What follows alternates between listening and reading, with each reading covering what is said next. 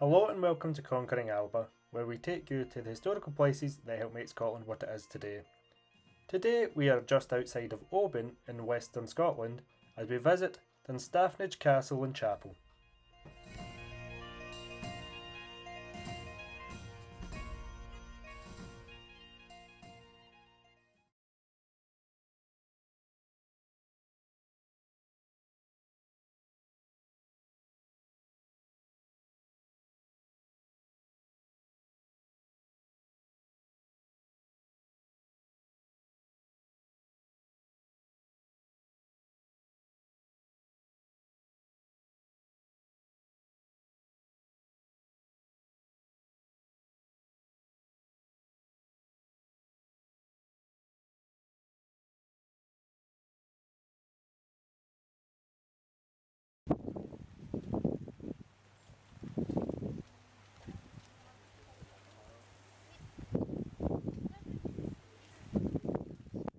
Dunstaffnage Castle was built by Duncan MacDougall of Lauren sometime in the 1220s. This makes it one of Scotland's oldest stone castles and a local group which includes Castle Sween and Castle Teoram. Since the 15th century, the castle has been held by Clan Campbell. To this day, there is a hereditary captain of Dunstaffnage, although they no longer reside at the castle. Traditionally, an officer called a hereditary captain of Dunstaffnage is responsible for the castle and its defence. The office still exists, and to retain the title, although without any military significance, the incumbent is required to spend 3 nights a year in the castle. No other responsibilities or privileges now attached to the post.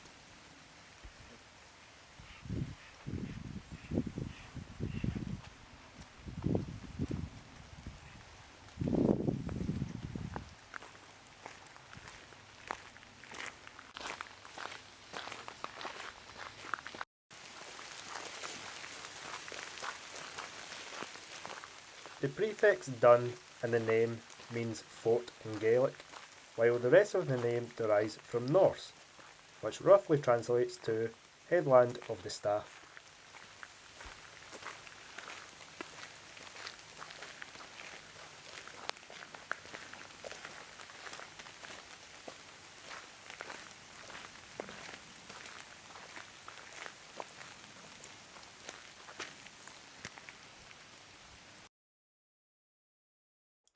Dunstaffnage Chapel, which is a ruined chapel, lies around 490 feet southwest of the castle.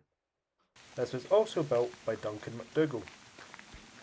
The chapel rests in the surrounding woodlands known as broad-leaved woodland, which is also home to the pipstreel bats, which is a rare species in the west of Scotland.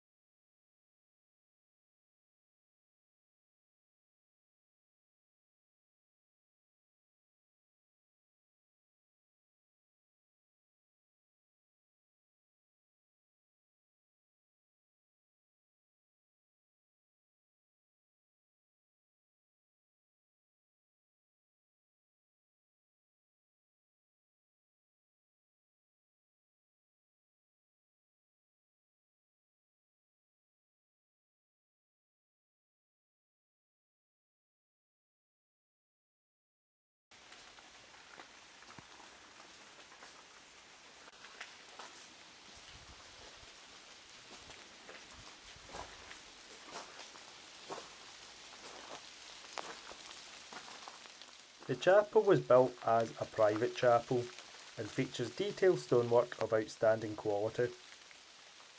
Experts believe that the chapel was built in the second quarter of the 13th century. The castle is 66 by 20 feet and formerly had a timber roof. The lancet windows carry dogtooth carvings and have a fine wide splayed arches internally. The chapel was already in ruin in 1740 when a burial aisle was built on the east end to serve as a resting place for the Campbells of Dunstaffnage.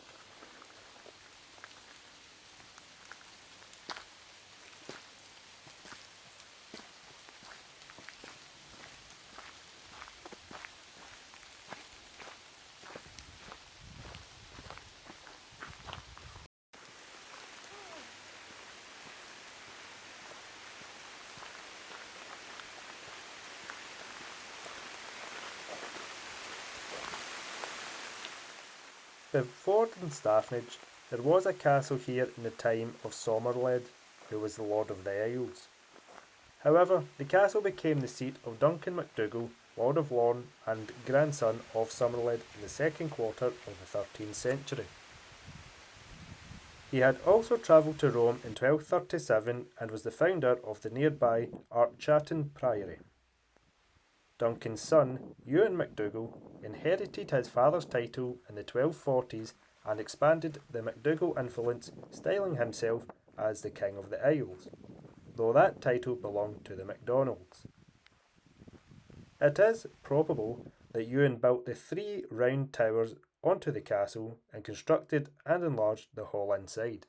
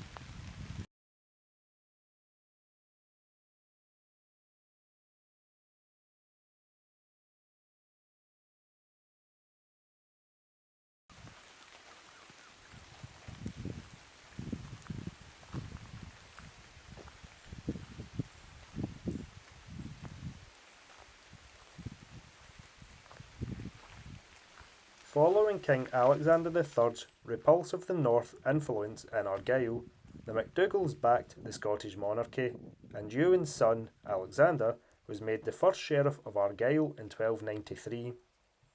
However, the MacDougall clan supported John Balliol during the Scottish Wars of Independence, which broke out a few years later.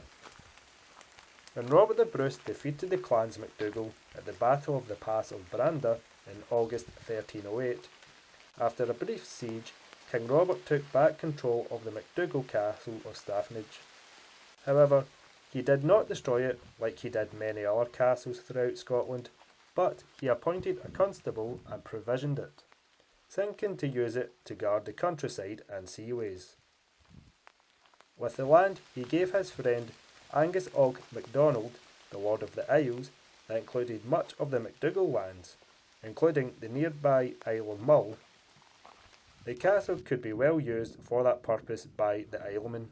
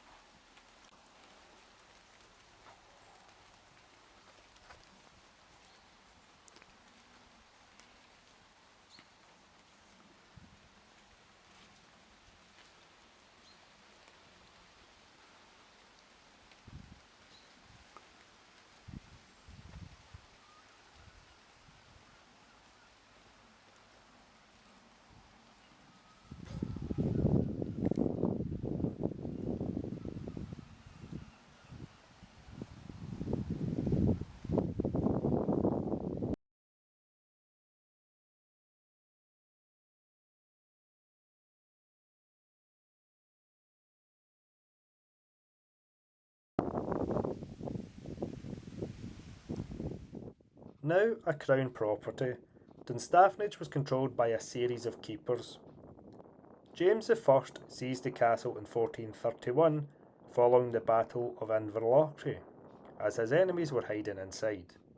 In 1455, James Douglas, the 9th Earl of Douglas, stayed in Dunstaffnage on his way to treat with John MacDonald, the Lord of the Isles. This followed James II's attack on Douglas Power and led to the signing of the Treaty of Westminster in Ard-Torsnish. A later keeper, John Stewart of Lorne, was a rival of Alan MacDougall and was stabbed by his supporters on the way to marriage at Dunstaffnage Chapel in 1463, although he did survive long enough to make his vows. Despite this, MacDougall was able to take the castle, although he was ousted by King James III, who granted Dunstaffnage to Colin Campbell, 1st Earl of Argyll, in 1470.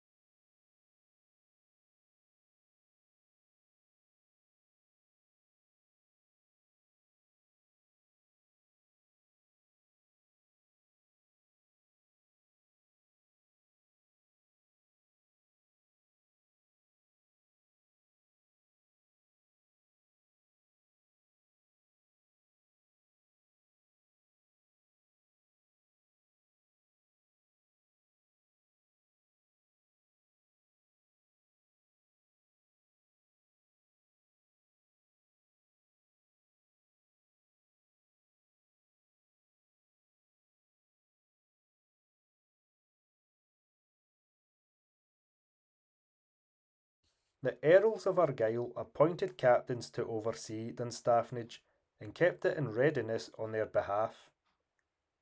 Changes were made to the buildings, particularly the gatehouse, which was rebuilt around this time.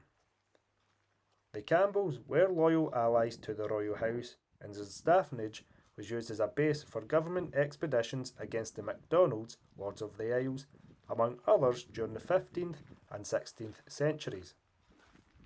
It is said that King James IV visited Dunstaffnage on 2 occasions. Dunstaffnage was also a setting place during the Civil War, holding out against Montrose's armies in 1644. The castle was burned by royalist troops following the failure of the Argyll risings in 1685. This was against the Catholic King James VII. During the Jacobite risings of 1715 and 1745, the castle was occupied by government troops. Flora MacDonald, who helped Bonnie Prince Charlie to escape from Scotland, was briefly imprisoned here by the same troops, while en route to imprisonment in London. The Campbells continued to add to the castle, building a new house over the old West Range in 1725. However, the rest of the castle was already decaying. Restoration work was undertaken in 1903 by the Duke of Argyll, the castle's owner. This was followed in 1912 by a court case in which the Court of Session ruled that Angus Campbell, the 20th hereditary captain, had the right of residence notwithstanding the Duke of Argyll's ownership. Works here were delayed by World War I, and the planned total restoration was never completed. In 1958, the 21st captain and the Duke agreed to hand the castle over into state care.